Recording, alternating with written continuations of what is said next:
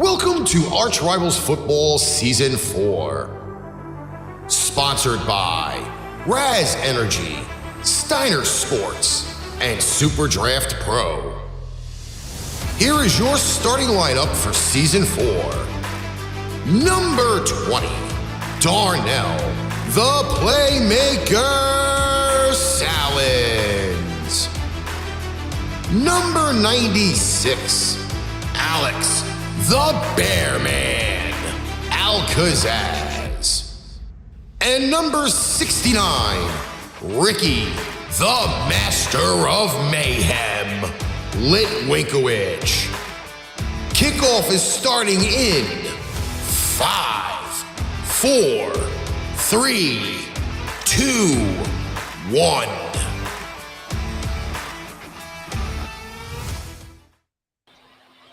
Ladies and gentlemen, how y'all doing on this Wednesday, December 7th, 2022?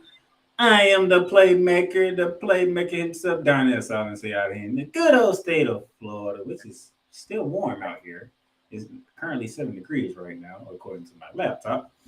And out there in the good old state of Texas, where they're doing big things in Texas, especially them Cowboys, it's the Bearman, Mr. Al-Kazzaz. How you doing? Oh, man, really sore. Last 3 days, getting to work at 6 a.m., working till about 3 o'clock. Man. It's been rough on you, huh? Yeah. First time in 3 years I actually got a job. Yeah, you know, and now you know what I've been going through now. Yeah. And you just working part-time. You ain't even working full-time. Well, right now it's seasonal, but... Like I said, you barely going through what I'm going through. Oh, yeah. But nevertheless, we're going to recap Week 13, ladies and gentlemen. We're going to get into some news and notes because a lot of stuff took place after Week 13. And then we're going to preview Thursday Night Football because one of our teams is actually on Thursday Night Football. Great. You ready to get this party started, Bearman? Oh, yeah. Speaking of Thursday Night Football, last week, we had the Buffalo Bills at Gillette Stadium to take on the New England Patriots. As you see on your screen, 24-10. Buffalo got a good, nice, easy, comfortable win over the New England Patriots. Do you remember anything that you have for this game, Bearman?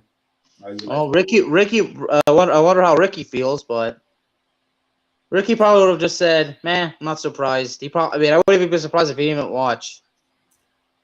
I mean, it was a pretty comfortable win for the Buffalo Bills. Much needed win for them. You get to Sunday afternoon for 1 o'clock, starting off in the ATL with the Atlanta Falcons hosting the Pittsburgh Steelers.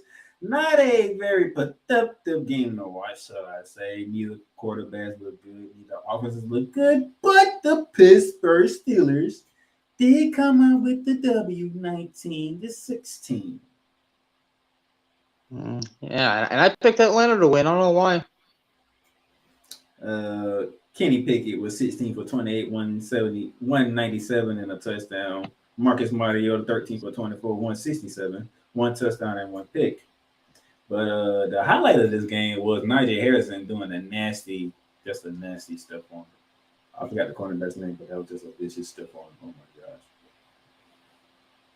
He took that man's soul. Did you see that stiff arm? Yeah.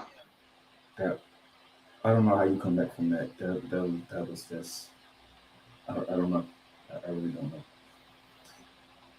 From the showers of the ATL up to Ford Field at Detroit, Michigan, as the Detroit Lions hosted the Jacksonville Jaguars, and good gracious. I did not expect a ass whooping to take place in Detroit, if I'm being completely honest. But an ass whooping took place in Detroit. You know, it's funny. Jacksonville was coming off that big win over Baltimore. Yeah, and they went to Detroit and got destroyed. So I guess Jacksonville had their fun already. Jared Goff, 31 out of 41 pass attempts, 340 yards, and 2 touchdowns. This is Jared Goff we're talking about here. And how many turnovers did Detroit have? I don't think they had any turnovers. 40 points. Huh. They had no turnovers. Jacksonville had one turnover. No, that's what I'm saying. Like, how many turnovers did the Detroit Lions force? They only forced one, and they still got the 40. That means the defense of the Jaguars didn't show up in Detroit. Did y'all leave yourself down here in Jacksonville? Yeah, I know what they were doing. They decided to go to the beach to get the sun instead of going to cold Detroit and play some football. Because y'all got y'all ass whooped. Yeah, they were on the beach, getting the sun. Well, at least you ain't the Chicago Bears as we go from Ford Field to Soldier Field because, Chicago had a 16-3 lead. What does that final score say? 28-19. You were outscored 25-3 from the midpoint of the second quarter on. Which means Aaron Rodgers still owns the Chicago Bears.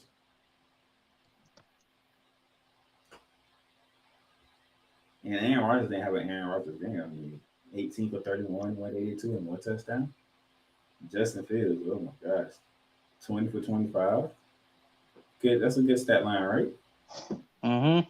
254 yards. That's good, right? He threw 2 picks. Was he once again the leading rusher in this game? 6 carries, 71 yards, and a touchdown. So I guess the answer would be yes. And yet Aaron Rodgers still owns the city of Chicago. What a shame. Chicago are sick to death right now. They are sick to death. Yeah, they got a quarterback, but all those moves Chicago made. They actually had the lead for once, and they still got beat by Aaron Rodgers. Matter of fact, they had a double-digit lead and still got beat by Aaron Rodgers. They just can't beat Aaron Rodgers, can they? Definitely not. Moving on to Minneapolis, Minnesota. Damn, we going on through the NFC North in this segment, ain't we? Minneapolis, Minnesota. The New York Jets were visiting the Minnesota Vikings. We had Sauce Gardner go up against Justin Jefferson. Mike White getting his second start of the season over Zach Wilson, and it took the Jets a while. But that was the problem. It took them a while. It took them a while, yeah. 27-22, Minnesota wins. Mike White, 31 out of 57 pass attempts, 369, and 2 interceptions. Looking like Justin Fields over there, right? Oh, yeah. Kirk Cousins, 21 for 35, 173, and 1 touchdown. Garrett Wilson, he's been balling his butt off of the Jets. He got 8 catches, 162 yards. Them Justin Jefferson numbers. Speaking of Justin Jefferson, 7 catches, 45 yards, and 1 touchdown. Sauce Gardner did his part. 7 catches for only 45 yards, JJ? Problem is, like you said, they took too long. Yeah, they took too long to come up. But it was the running game of the Vikings that did it. Both Dalvin Cook and Anderson Madison both had touchdown runs. Dalvin Cook had 85 yards on the ground with that touchdown. It was the running backs that did it in for the Minnesota Vikings. So I'm pretty sure that's a good win for them. They feel good about this. So, man, speaking of feeling good, neither one of these teams are feeling good as we go from Minnesota to MetLife Stadium in New Jersey, as it was the Washington Commanders facing the New York Giants in their first of 2 battles within 3 weeks of each other. 20-20. The Commanders jumped up to a 10-0 lead. Giants come back to tie it up with a 10-0 run of their own. Both teams traded field goals, and then both teams traded touchdowns. So we end up with our second tie of the goddamn season. 58-yard field goal could have won it for New York, but was no good.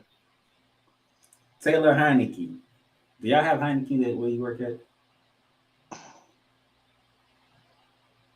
Wait, what? Heineke. Oh, yeah. Oh, you mean Heineken? Yeah, of course. All right, okay. Of course we do. I sold some today, actually. Oh, wow. Well, technically, I guess I sold it. It was on a pickup order. I packed it up, scanned it, had it ready for pickup. So I guess technically I did sell it. 27 for 41, 275, and 2 touchdowns. Daniel Jones, 25 for 31, 200 yards, and a touchdown. Terry McLaurin, 8 catches, 105 yards, and a touchdown. Daniel Jones was the leading rusher, not Saquon Barkley. 12 It's not a carries for good 71 thing. yards. It's not a good thing when the quarterback is the leading rusher in a game. I mean, there's some stuff that, but we have a 2020 tie. What's in the standings? Is Washington above New York, or is New York still above? I believe since they tied, it should be Washington. It should be the Giants still have a spot. They tied. Let's see here. As of right now, we have the Eagles number 1, Vikings number 2, San Fran would be 3, Tampa Bay would be 4, Dallas 5, Giants 6, Seahawks 7. As of right now, that means the Washington Commanders on the outside looking in. Tampa's still above Dallas. I mean, they lead in their division. You forgot they are leading their division, so they would be 4th seed. Eagles destroying Tennessee. Then somebody used to play for Tennessee before he got traded to Philly. A.J. Brown. 8 catches, 119, and 2 touchdowns. How you like revenge games? By the way, that team that you traded him to, Jalen Hurts, the quarterback over there, 29 for 39, 380 and 3 touchdowns.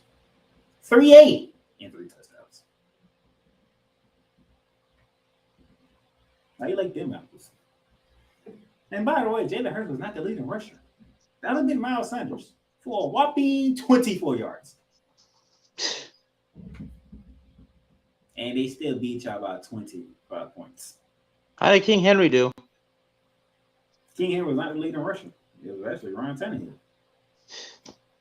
Ryan Tannehill had more yards than Derrick Henry. He had 3 carries for 34 yards. Derrick Henry, 11 carries for 30 yards.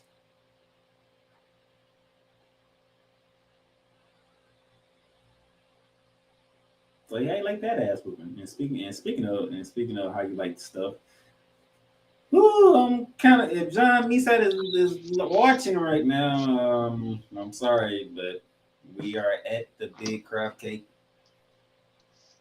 Baltimore, Maryland, where it was the Ravens going against the Denver Broncos in a game where Lamar Jackson got injured in the first quarter, and yet the Ravens still won the game 10-9.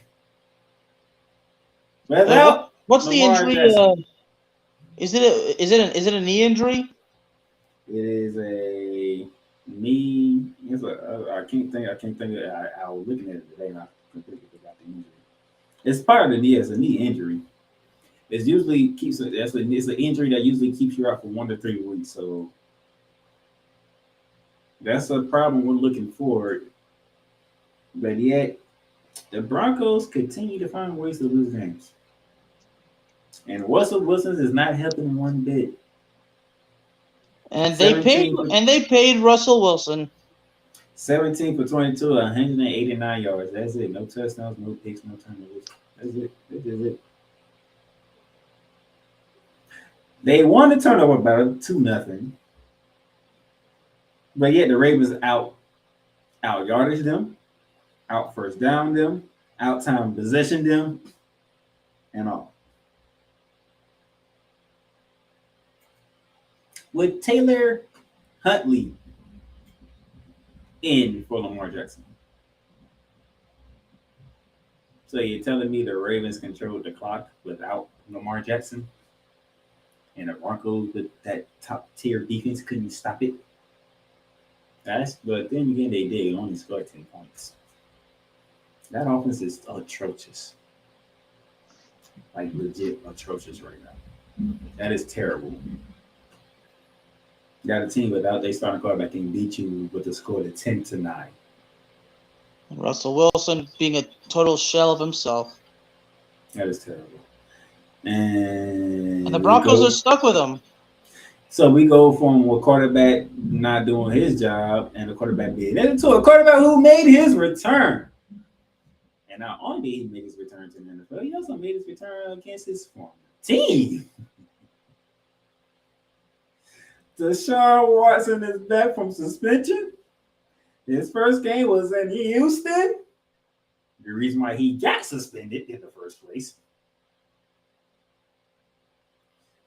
So, how would Deshaun Watson look with the Cleveland Browns going into Houston? He looked there awful. 12 for 22, 131, and an interception. Not to be outdone. Not to be outdone by his counterpart, Mr. Kyle Allen. 20 for 39, 201, 1 touchdown, and 2 interceptions. It was the running game of Cleveland and the defense of Cleveland. Cleveland forced 4 turnovers on the Texans, taking one of them back to the house. And a good old 13-point whirlwind over the Houston Texans, who are now sitting at 1-10-1. Didn't the Cleveland Browns defense have like 2 of them that they returned to the house? 1 fumble, 1 INT? They might have had 2. I know they had 1 at least. Let me see here.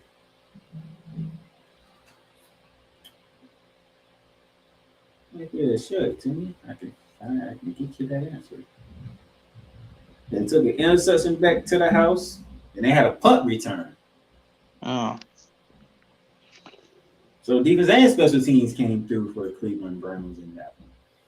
Even though Deshaun Watson looked at rushing, what you expect, he literally was out of football for exactly 700 days before the game Sunday. He got what you expected from Deshaun Watson. Oh, yeah. Once that season gets here and he's not having to deal with more stupid stuff or legal stuff, whatever you want to call it, we should see the old Deshaun Watson come back, okay? But here's what you expected. By the way, 10 of the accusers were there at the game there, man. Yeah, I saw. But nevertheless, has anybody talked about what happened? No, they talked about the game, correct? Mm-hmm. What took place on the field. That's all everybody talked about. So it looks like we're going in the right direction now. We're moving forward. We're moving forward. Speaking of moving forward, the 4 o'clock hour, as my Los Angeles Rams was hosting the Seattle Seahawks in round 1 of our meeting. No Matthew Stafford, no more Derrick Henderson, no Cooper Kupp, no Allen Robinson for the rest of the season, no Aaron Donald for this game. And yet, I can sit here as a Rams fan and say I am damn proud of how this team performed. Even though we lost 27-23, I am damn proud of how the Rams played. They fought tooth and nail with the Seattle Seahawks, who supposed to have been blowing us out. Because I remember they was favored by 6.5, and somehow we was able to go toe to toe with them. So John Wolford got the start. 14 for 26, 178, 2 touchdowns. Not a good thing to be a quarterback for the Rams, but that's not what we do. Cam Akers, 17 carries, 60 yards, and 2 rushing touchdowns. Geno Smith continuing his surprising season with 28 out of 39 passes, 367, 3 touchdowns, and 1 interception. And 9 of those passes went to Tyler Lockett for 128 yards and 1 of those touchdowns. Nevertheless, I am proud. I can be proud of how my team performed. But Fairman, Seattle, 75. Rams dropped to 3-9. Speaking of your Rams, isn't there a certain individual headed there right now? Yeah, we'll get to that when we get to Thursday night football. Remember, I said one of our teams playing on Thursday night. Yeah. And with that, so hold on, we got to wrap it up here first. That was a mistake on my part. Oh, crocodile missing. Oh, the San Francisco 49ers was hosting the Miami Dolphins. That's the graphic you're not seeing on here for whatever reason. 37-17 was the final score. Tony Rolla had a terrible game. 18 for 33, 295, 2 touchdowns, 2 picks.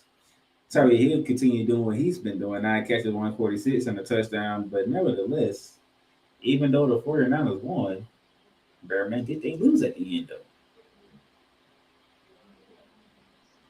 Yeah, you might want to change the screen, by the way. I ain't up changing the screen, but that's just missing one graphic. Oh. And I'm talking about that game right now because Miami, Tua. I don't even know what to say. Miami Dolphins had 4 turnovers to San Fran 1. But San Fran ultimately lose at the end of it, even though they won the game. Because Jimmy G, broken foot.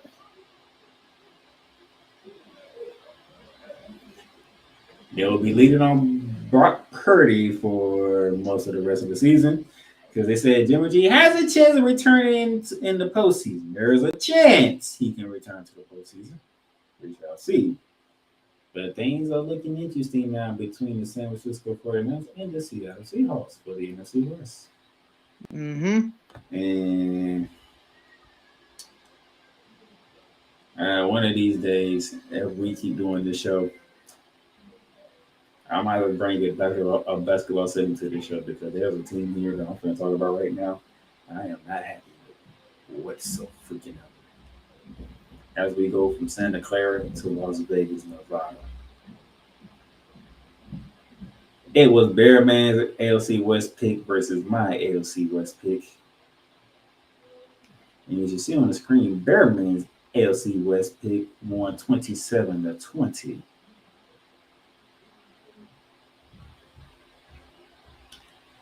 You're telling me that Justin Herbert went 28 for 47, 335, and 1 touchdown. Oscar Eckler didn't go nowhere because he only had 10 carries for 35 yards. Keenan Allen 6 catches, 86 yards and a touchdown. But nevertheless, Derek Carr on the other side, 16 for 30, 250, 2 touchdowns and a pick. Josh Jacobs is continuing to run wild with 26 carries, 144 on the ground and a touchdown. Devontae Adams, 8 catches, 177, and 2 touchdowns.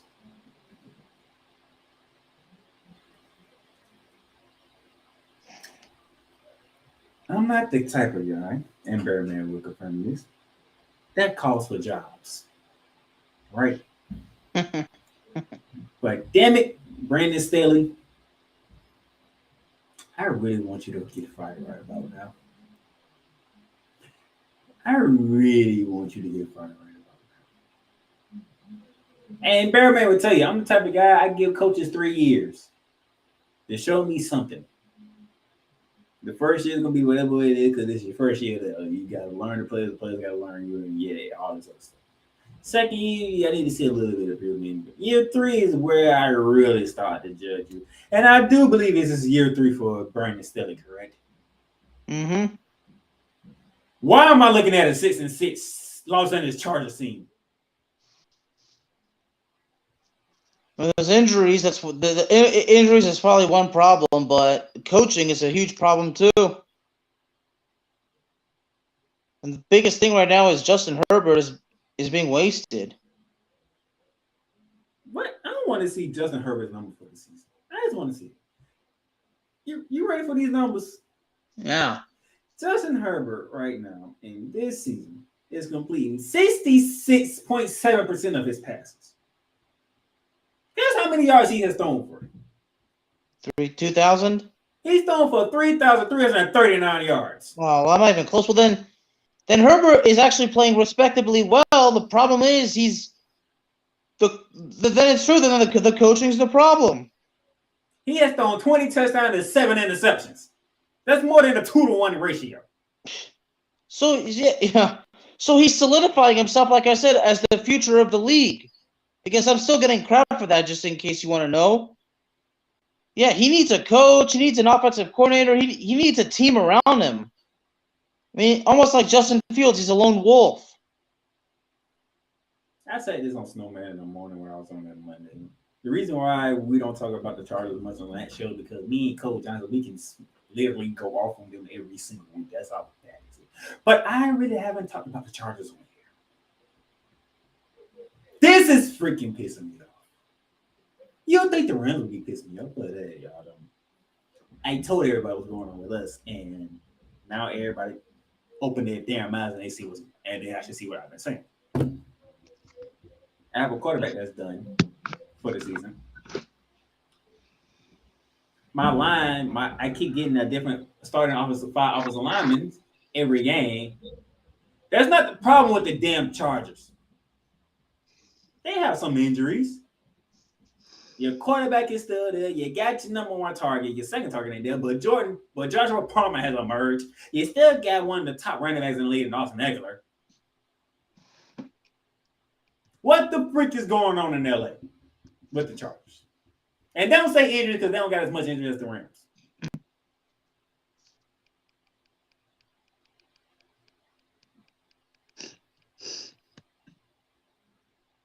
Brandon Staley, count your days. Count your days. Oh, they're numbered.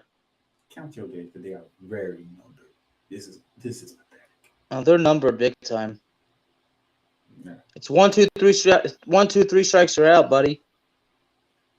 I'm glad you said that. Because that actually segues to our last game, the game of the week. Cincinnati, Ohio. You did say 1, 2, 3, right? Yeah. I believe that's what Joe Burrow was saying to Patrick Mahomes right about now. 1, 2, 3. Joe Burrow has beaten Patrick Mahomes 3 consecutive times. And guess what, Bearman? You know the crazy part about this is he has done it 3 times in 1 calendar year. Wow. Somebody's got Patrick Mahomes' number. They beat him in last year's regular season that took place in January of this year. Beat him in the AFC Championship game that took place in January of this year. And he beat him Sunday, which is still 2022.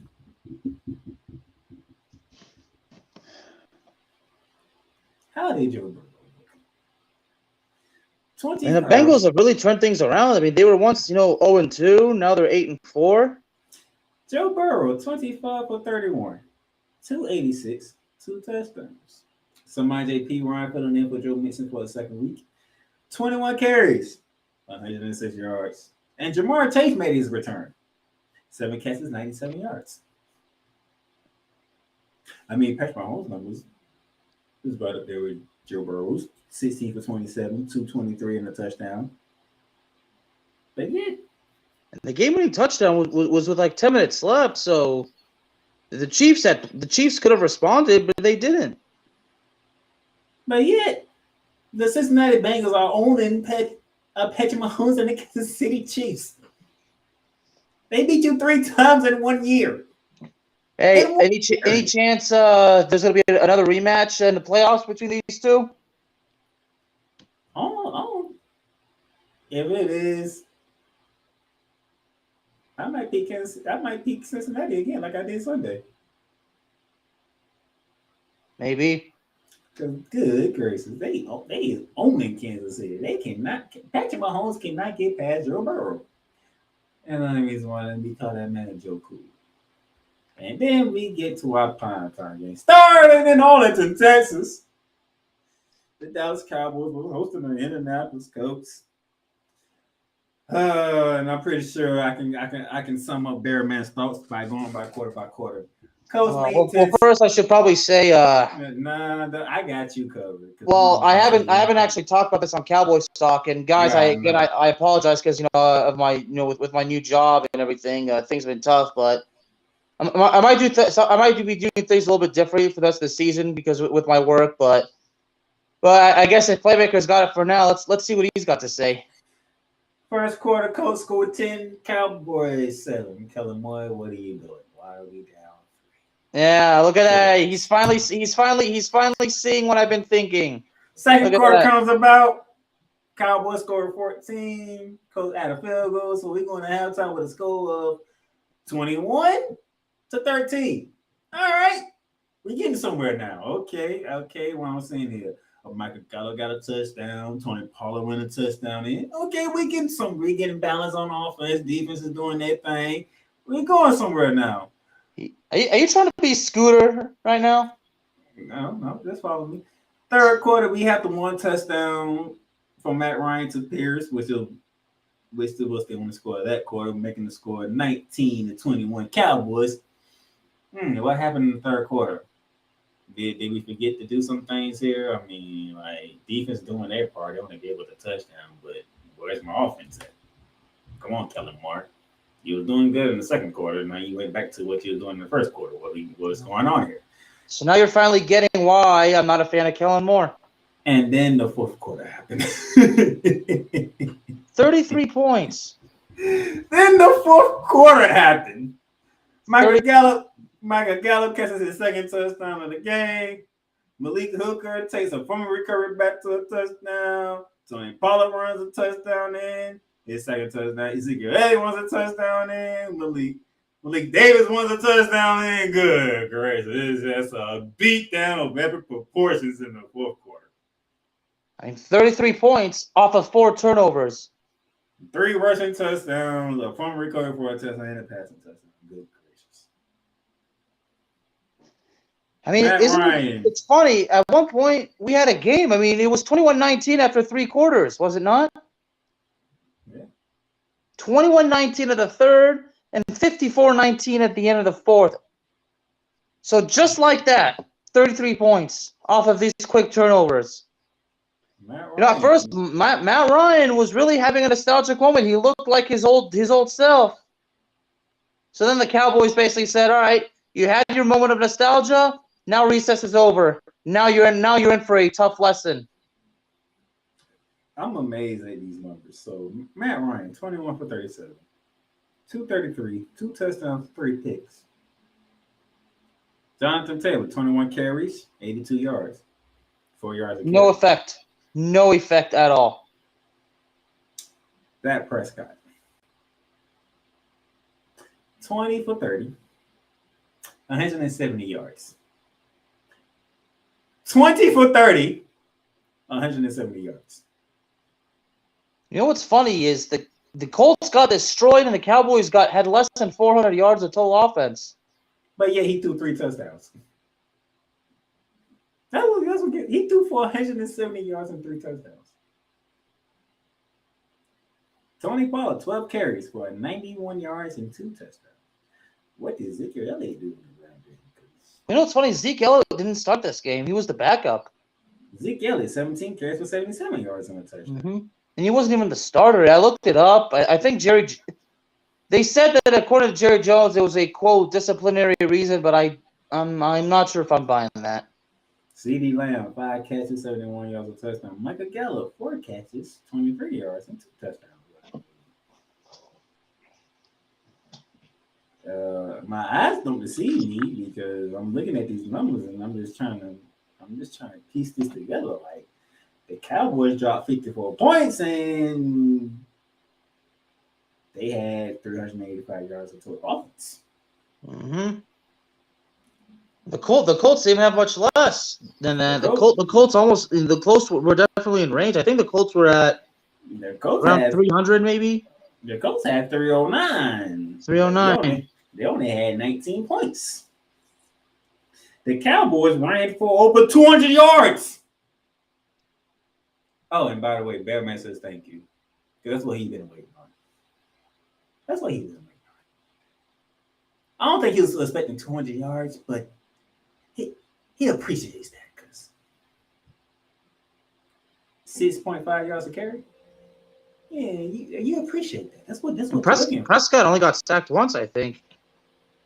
One sack, he lost 5 yards.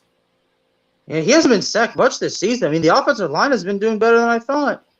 Check this out. Cowboys, 3 penalties.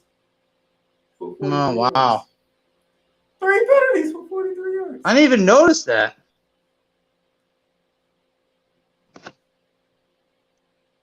They weren't getting penalized. They were disciplined. How many penalties did the Colts have? 6 for 88. Basically double the Cowboys. This is the game Bearman wanted.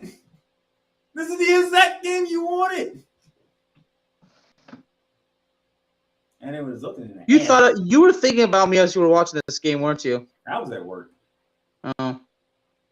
Well, I know that I definitely would have expected our buddy Ricky to text me or to message me saying, "Okay, Alex, are you happy?" You got what? This is the game you was waiting on. You finally got it. Yeah, the running game finally worked. 34 carries, 30 passes. That's balance. That's balance. There you go. Balance to the force. Dak Prescott averaging 5.3 yards a pass. Your running game was 6.5 a carry.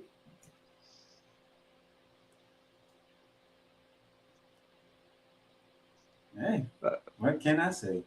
Oh, I know what I can say. That goddamn Tom Brady did it again. That damn Brady.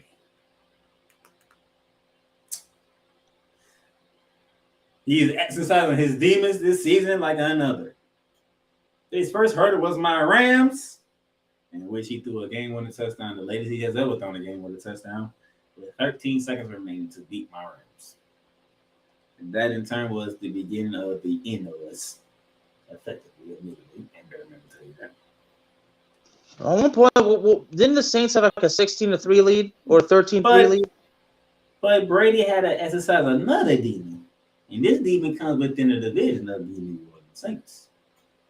Brady has beaten the New Orleans Saints only one time since he's been with the Bucs, and that was in the playoffs when the defense was that game, not Tom Brady. Speaking of which, the Saints had a 13-3 lead going into the fourth quarter. The Bucs struck first at 3-0 in the first quarter. The Saints ripped off 13 unanswered to go to the fourth quarter. Then it went to 16-3 at the 8-minute mark of the third quarter. The fourth quarter. And then from there, Tom Brady happened. 1 yard touchdown pass to Alton makes the score 10-16. And then he found Rashawn White for a 6-yard touchdown pass to win the game 17-16 with 3 seconds left. Tom Brady, 36 for 54, 281, 2 touchdowns, and 1 pick. Leonard Fournette didn't do much. He only had 10 carries for 49 yards. Yet again, he did it again, man. At the age of 43? 45 actually, I would say. He did it again. He exercised both of his major demons this season. He took care of the Rams. Now he has beaten the Saints.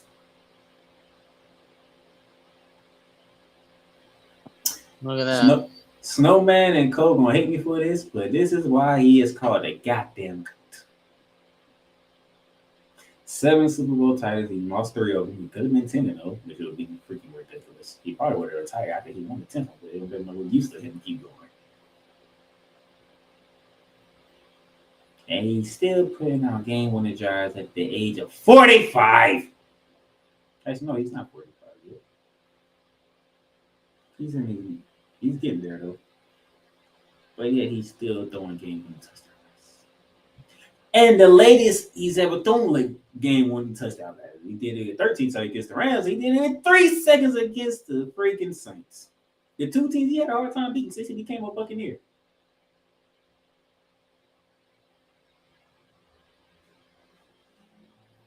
That's what I guess that's why he's the GOAT. And me saying that is like poison in my goddamn mouth. So we're going to take a break. No, actually, before we take a break, standings. I went 12-2-1. Thanks a lot, Giants and Commanders. Bearman went 11-3-1. He's saying the same thing I'm saying. Thanks, Commanders. and Giants. You know, he'll say it a little more sarcastically because both of them is in his division. But I stretched my lead tonight with 5 weeks to go. I gotta say, we did pretty good in picking, though. We did pretty good in picking. Mm-hmm. I mean, I didn't expect the Jaguars to get their ass whooped in Detroit. I would say that much. No, I would say I didn't expect them to get their ass whooped. Thought it would be a shootout, and maybe Jared Goff might have the ball last. But damn. It didn't happen. That definitely whatsoever. All right, when we come back, we will preview Thursday night football. Paint Train Pipe Bomb Productions and the Playmakers blog are now both partnered with Fanatics. Fanatics is now your new home for all fan merchandise. From the MLB, the NFL, the NBA, the NHL, MLS, NASCAR, WWE, international soccer leagues, and golf. Check out the links below for everyday deals on fanatics.com.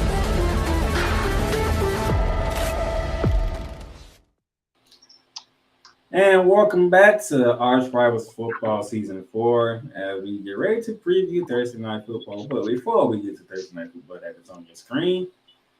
And I don't know why he's showing that damn cat. Nobody cares about that cat.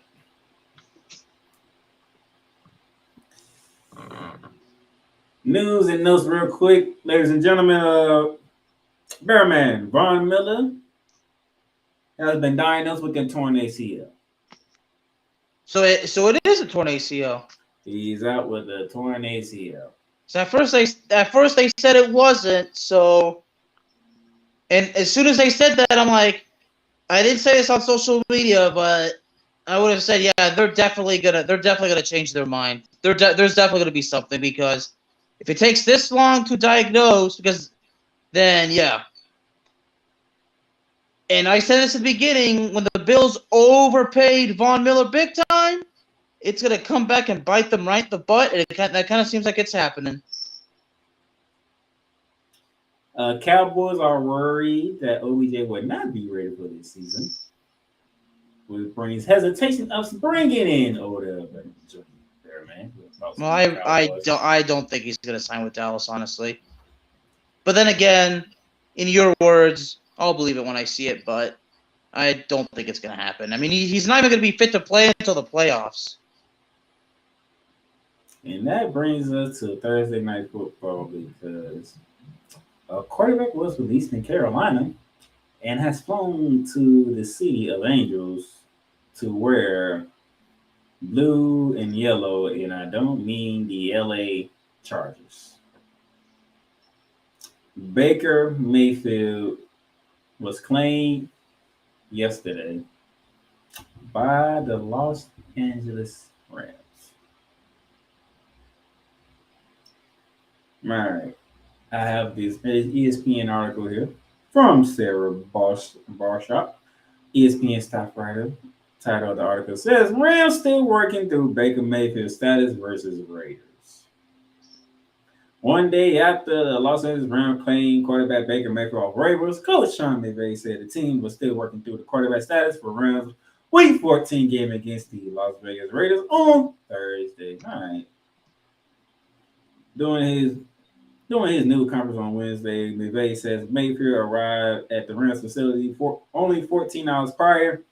The coach said he would lean towards Mayfield being active for the game, but whether or not that means he would play or that he would be available in an emergency situation is something we're going to continue to work through.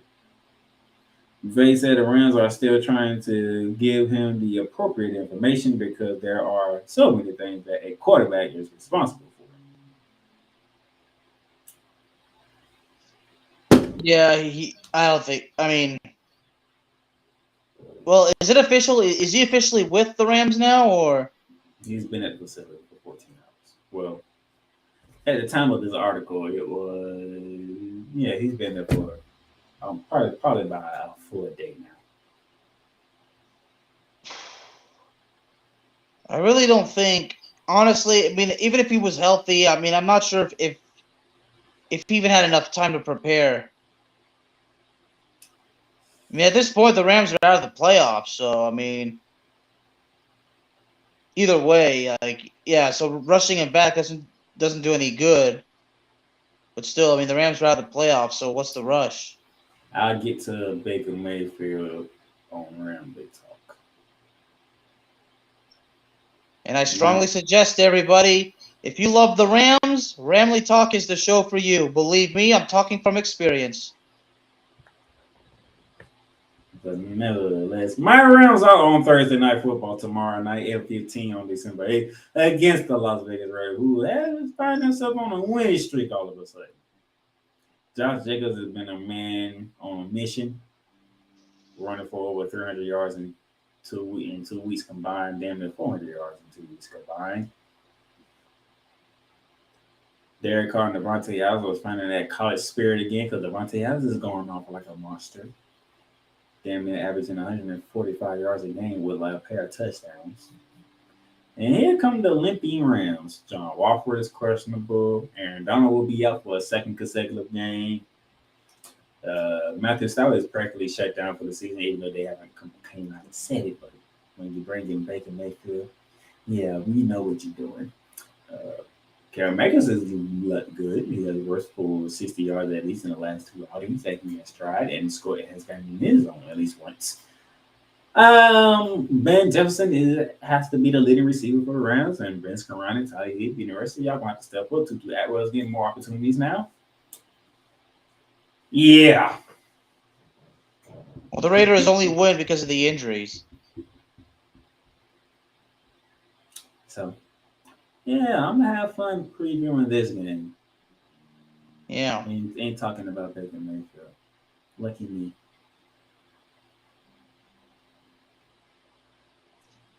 Well, because of the injuries, there's no excuse for Vegas. If Vegas loses this game, they're a laughing stock. I mean, all the injuries the Rams have, there's no excuse. Now, we might see a little bit of Jalen Ramsey versus Devontae Adams, but with how disoriented the team is. Jalen Ramsey got some making up to do. And, yeah, because you know why the Rams lost? Because DK Metcalf won the game with a touchdown. And who was on DK Metcalf? Oh, that would be Jalen Ramsey. Oh, yeah, he's definitely humiliated. So, yeah. That's all I got for y'all tonight, really. So, let's see how our time works out tomorrow. If it works out comfortably for Bearman, we can get our final bearing down and gridiron in here for the time being, because championship week is over. We know who's in the playoffs. We know the bowl games. So that should be fun. Oh, and we know the 4 Heisman candidates. And they all quarterbacks.